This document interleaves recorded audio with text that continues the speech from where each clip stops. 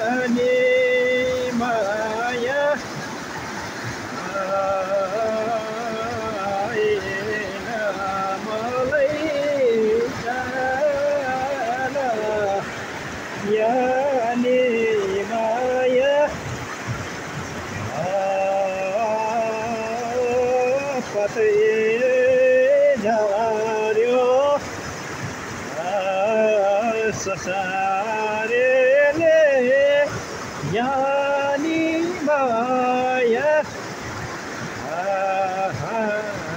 गए भाच्यो हिउँले यानी माया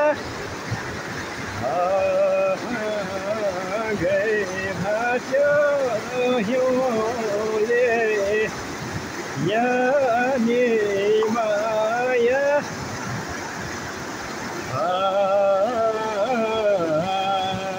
त्यति भाते सम्झाउँदा नि यानी माया सम्झेनौ र तिमीले यानी माया सम्झेनौ र तिमीले यानी माया सम्झेनौ र तिमीले यानी माया। धन्यवाद यहाँहरूलाई। यानी माया भाकाको एउटा पश्चिमे ज्ञानीमाया गीत सुन्नुभयो, जस्तो मैले जाने त्यस्तै गाएँ र यहाँहरूले पनि यो खोलाको किनारमा रहेर गाइरहेको एउटा गीतलाई माया गरेर सुनिदिनु भयो। यो दृश्यलाई माया गरेर अवलोकन गरिदिनु भएकोमा यहाँहरूलाई धेरै धेरै धन्यवाद दिन चाहन्छु।